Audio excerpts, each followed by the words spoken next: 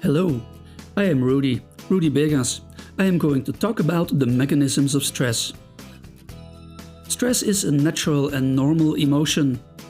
Everyone can have stress. This makes stress universal. For example, you get stress if there is a fire, if you experience pressure, or if you have concerns. Stress is seen as a negative emotion. However, stress wants to help us survive. Since prehistoric times, stress is our body's response to a stimulus. The brain sends stress signals to your body. This allows us to direct our energies to overcome the disruption. Suppose you encounter a wild animal. Then your muscles tense up, and there is also a psychological effort. When we are under stress, what happens in our body?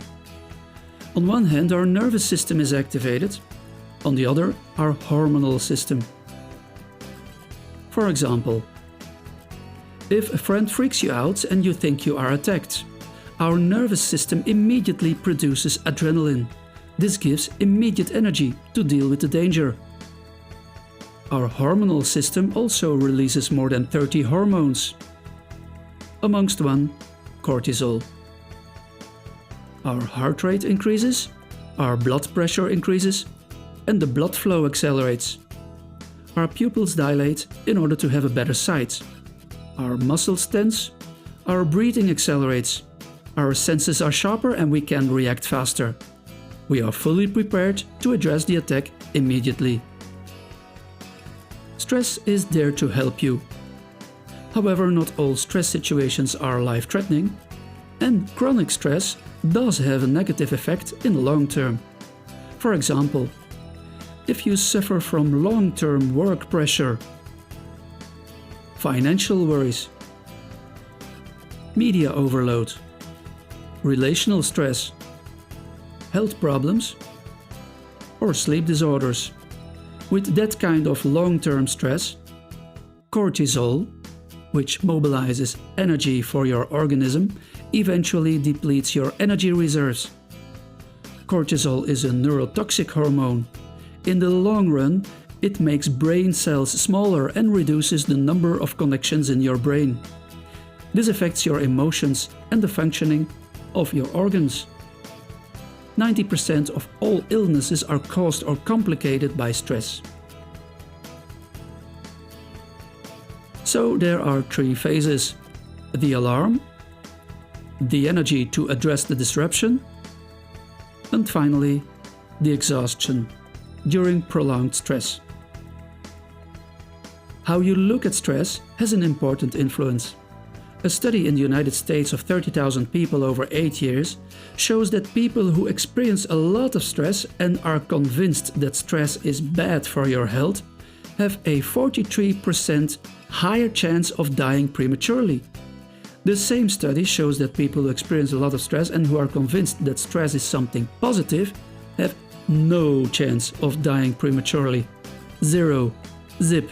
Even less than people with mild stress. Another study from Harvard University shows that people who have a negative attitude towards it have an increased heart rate and narrowed blood vessels, while people who are positive about it have also an increased heart rate but relaxed normal blood vessels, similar to having fun or being brave. So, if you choose to see your stress response as helpful, you are creating the biology of courage.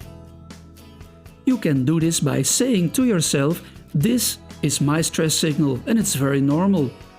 This is my body preparing me to face the challenge." The more you practice to handle your stress signal, the lesser its impact. Exercises exist that teach you how to blow off steam and gain energy. Here you can see schematically the start and end of a disruption. The red peaks are the energy you use to resolve the disruption. With practice, the duration gets shorter and you use less energy. This is called resilience. On one side of the balance you have the load of the disruption, On the other side, your carrying capacity. How much can you handle at that moment? If the load is greater than you can handle, you lose. If your strength is greater than the load, you can handle it. Even better, it makes you stronger and makes you grow. Perhaps you might be able to reduce the payload to achieve that balance. On the other hand, to improve your strength, resilience is like a muscle, and just like a muscle, you can also strengthen your resilience through practice. Resilience helps you to overcome difficult situations more easily.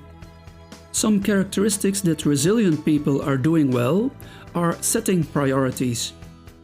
Focus on your senses instead of your thoughts. Physical exercise also helps. Relax. Set boundaries. Follow a resilience training, etc.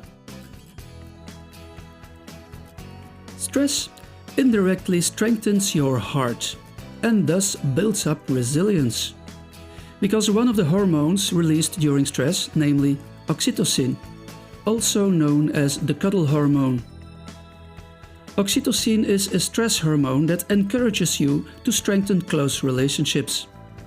It makes you long for contact with loved ones. It promotes your empathy. It makes you aware if others are having a hard time. It makes you want to help and support others. It motivates you to seek help and support for yourself. It encourages you to tell someone how you feel, instead of hoarding things. When you're having a tough time, oxytocin wants you to be surrounded by people who care about you. Oxytocin also has an anti-inflammatory effect, relaxes your blood vessels, regenerates and heals your heart. So, if you choose to connect with others in moments of stress, you replenish your energy. Stress is therefore a natural and normal emotion. If you see it as a positive thing, you will live longer and healthier.